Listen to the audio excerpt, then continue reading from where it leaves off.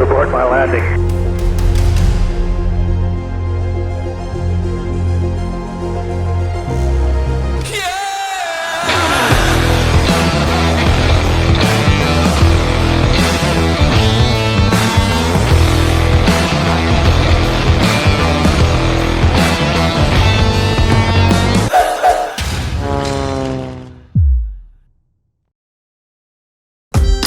Welcome back to Wings Across Canada. Today we're embarking on a breathtaking journey along Prince Edward Island's stunning north coast, flying from Summerside to Cable Head Airpark. As we make our way eastward, the landscape unfolds below, red cliffs, golden sands, and the endless blue of the Atlantic Ocean. But as beautiful as this flight may seem, not everything goes as planned. For one pilot in our group, an unexpected challenge mid-flight raises the stakes, leaving the outcome hanging in the balance. Stay tuned as the story unfolds. Today's episode begins as we're preparing to leave the Summerside Airport. Welcome aboard. Summerside Radio, Charlie Fox, November Mike Golf will be taxiing to Alpha, to hold short, B23. November Mike Golf, Summerside copies, winds are 190 degrees, 13 gusting 18, altimeter is 29.9 and we have no other reported traffic. Roger, no traffic, 2994. Alpha X-ray Zulu here, it's following the RV9. Going to do an intersection departure. We take a moment to run through our standard pre-takeoff checklists and complete the run-up procedures, ensuring everything is ready for the flight ahead. While the pre-flight checklist and run-up test many systems, there's simply no practical way to check for the failure Barry is about to face on this flight. And November Mike Golf will be entering at Charlie 23, and we'll be doing an intersection takeoff and turning 090 and heading east. X-ray Zulu here is taking position 2-3 for an intersection departure, taxiway C. And we're going to be doing a right downwind departure to the north. Summerside traffic.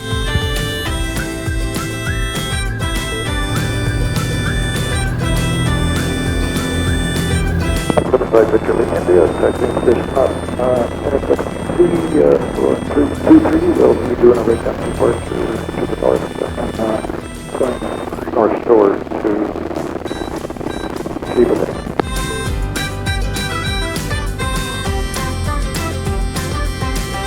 Summerside traffic, Alpha X-ray Zulu here is just off 2-3. We're making a right turn, going for a downwind departure, Summerside. Summerside, Victor Lee, India, rolling up to the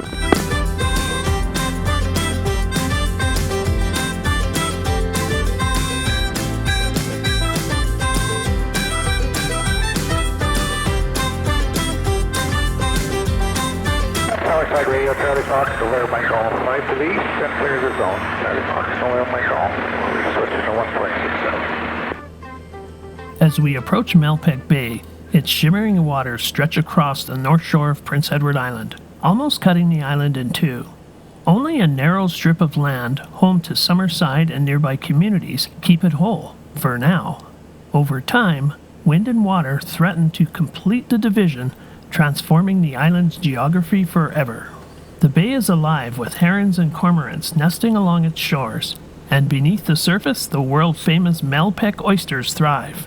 But this delicate ecosystem faces challenges from development and human activity.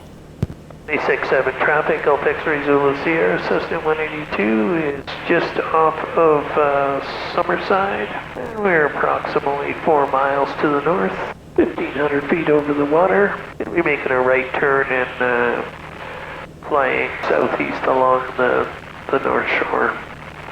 267 traffic, Alpha X-ray Zulu Sierra. 126.7 traffic, Tusker 915 is over top of Fox Harbor Airport, climbing to 10,000 feet to drop one stick of 2 para-jumpers. That's 2 para-jumpers from 10,000 feet over the Fox Harbor Airport in about 5 minutes, Tusker 915. Traffic dropping para-jumpers, not familiar with PEI. What part of the island is that? 126.7 traffic, this is Nova Scotia, Fox Harbor. It's just on the north shore of Nova Scotia. Roger that, no conflict. Yeah, check, okay, 126 traffic. This is the open Atlantic now. As we fly past Cabot Beach Provincial Park, the expanse of Darnley Basin can be seen in the background. This is one of Prince Edward Island's treasured destinations. The park's sandy beaches stretch along the shoreline, bordered by lush green spaces bustling with life. From the air, you can spot the vibrant day-use areas where families gather and the activity center that's alive with children's programs and nature walks. This park isn't just about leisure, it holds a piece of history too, having hosted Canadian Boy Scout jamborees in 1977 and 2001.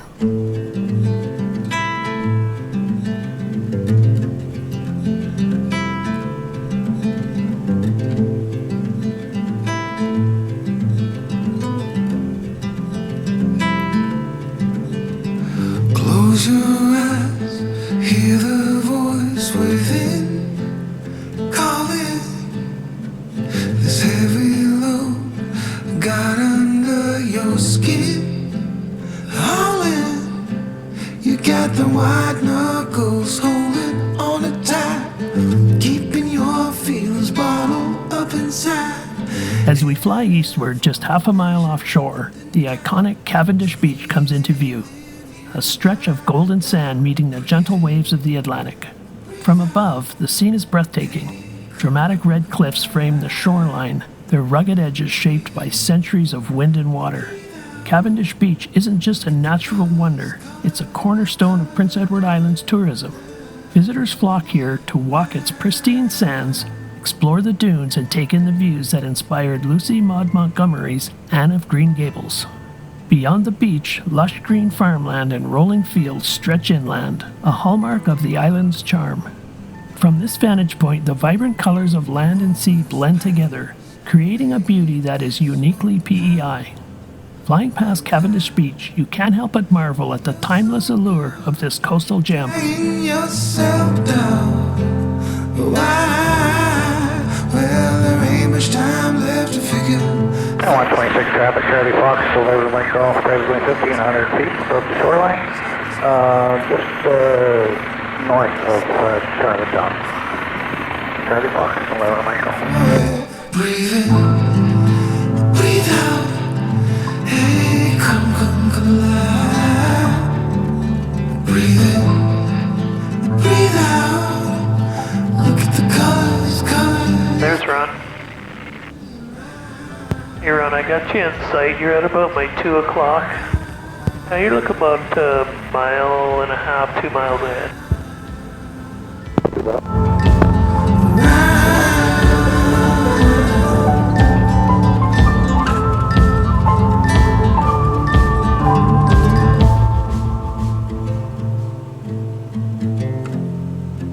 As we fly past Rustico Harbor, the heart of this charming fishing community comes alive below.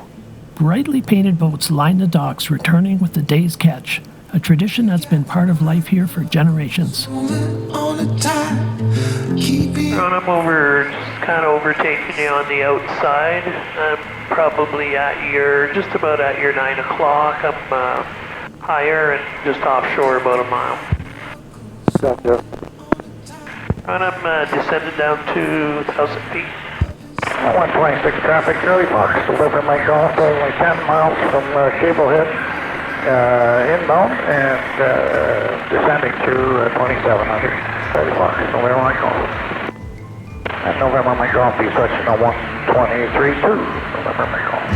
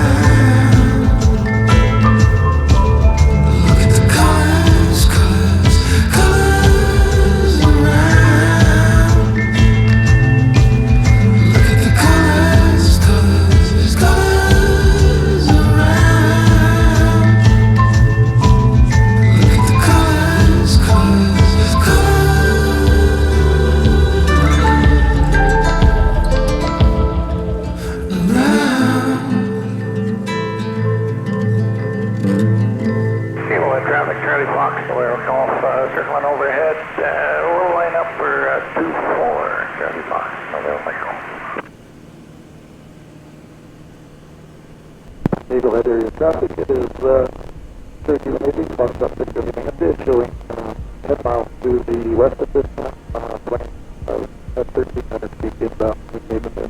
November Golf, you copy? Yeah, go ahead. So which runway are you using now?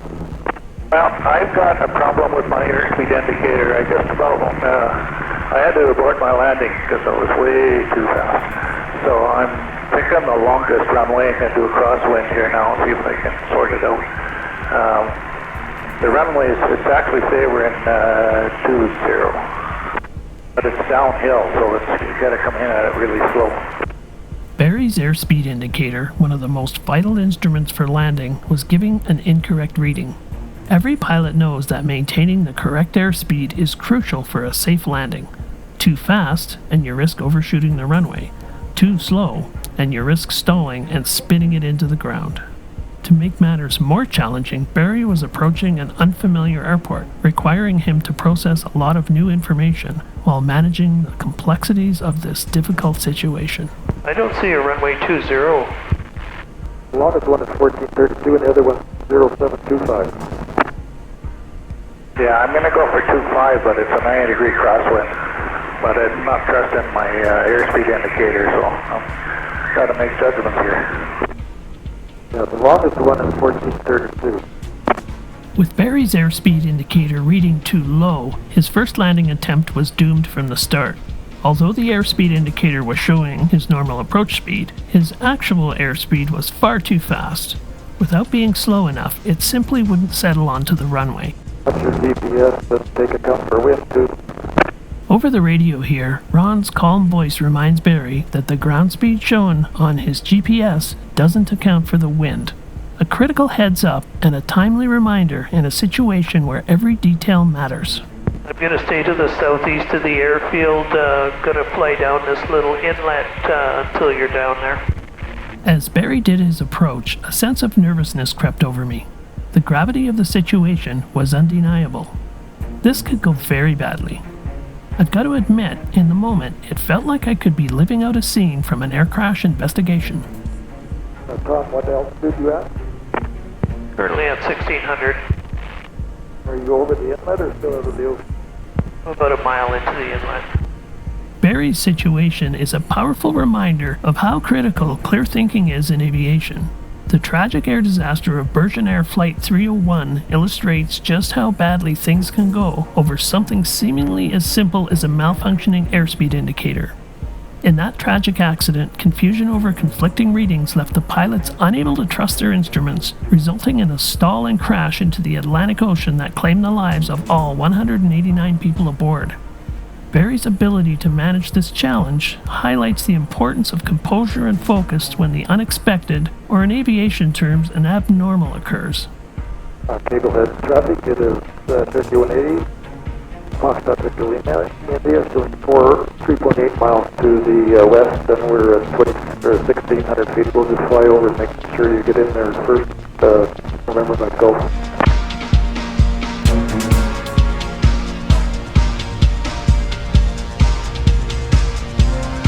He's on the ground. You see him? Yeah, I think that's him on the runway there. I can't see anything. And November, my Golf is clear, whatever it was, 1-4. Golf X-ray Zulu Sierra is overhead the field, crossing 1-4. I'm going to join a left downwind for 1-4, Cable Head. Yeah, I just landed on 3-2, guys, and it was rough because I didn't have an airspeed indicator. But,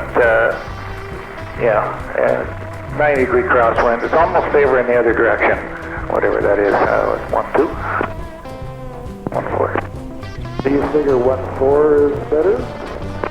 At the moment, yeah, it's gusting all over the place, but it's almost a 90-degree crosswind. X-ray Zulu Sierra, System 182 is on a left downwind, 1-4, Cable Head. X-ray Zulu Sierra is turning left base for 1-4, Cable Head.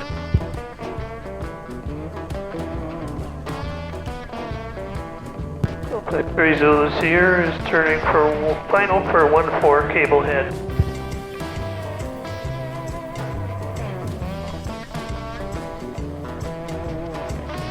I don't see it. Okay, there it is. Yeah.